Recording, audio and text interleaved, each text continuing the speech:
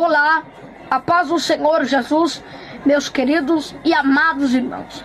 Aqui quem vos fala é o pregador missionário Miguelzinho. Quero estar confirmando a minha presença. A história que eu vou contar a vocês hoje vai fazer você enxergar com outros olhos o sistema religioso e até que ponto as pessoas são capazes de mentir para terem lucro dentro da igreja. Eu vou compartilhar com vocês a verdadeira história de Miguel Oliveira e quem está por trás desse menino.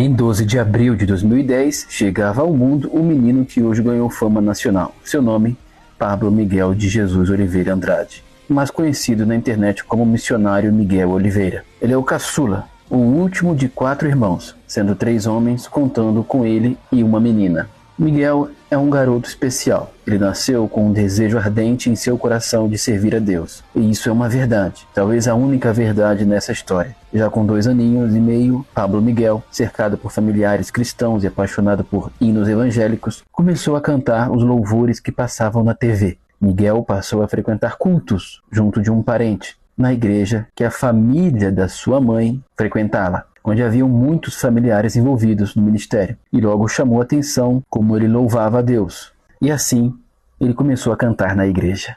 Tinha tudo para ser uma história muito bonita, se não envolvesse uma louca, 2 anões e alguns malandros que vão se aproximando. Parece o início de uma piada, né?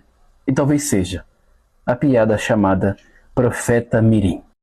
Sua mãe mentia para todo mundo, dizendo que congregava numa igreja chamada Labareda de Fogo, quando na verdade não estava em igreja nenhuma. Sua mãe rodava de igreja em igreja, dando esse testemunho mentiroso do filho. E a regra era bem simples. A igreja que desse uma oferta, eles voltavam. A igreja que não pagasse nada, eles nunca mais voltavam. O pequeno Pablo Miguel começa a ficar conhecido nas igrejas pentecostais, pentecostais de Carapicuíba e região. E ainda com 3 aninhos de idade, Miguel participa de um evento na igreja do pastor Marcinho.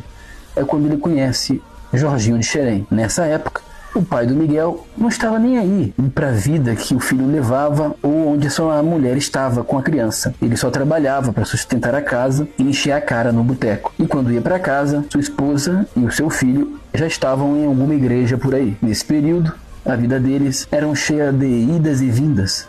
Érica, a mãe de Miguel, precisava congregar na igreja da família para fazer a agenda do Miguel. Quando ela conseguia uma agenda extensa, saía do ministério e ia viver em alguma outra igreja que desse mais atenção e oportunidade ao pequeno Miguel. A família não sabia do testemunho mentiroso de Miguel. Eles só tiveram conhecimento depois do podcast e já desmentiram tudo, mas as pessoas seguem querendo acreditar nisso. As agendas começaram a ficar mais extensas. Miguel passa a contar o seu testemunho em lugares cada vez maiores. É quando eles passam um tempo com essa pastora. Seu nome é Luciana. Ela é bastante conhecida na região. Ela começa a dar legitimidade ao ministério de Miguel e montar suas agendas de forma mais profissional. E aí, conforme o Miguel vai crescendo e vai pregando em diversos lugares, ele vai pregar em uma igreja que na época era bem conhecida, que era a Igreja dos Anões, na igreja do anão Marquinhos e a sua esposa.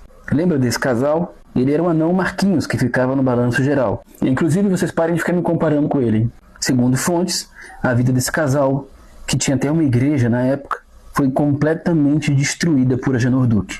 Mas um dia eu conto essa história aqui. Seja como for, nesse momento, eles eram pessoas com grande abertura na mídia e uma rede de contatos imensa.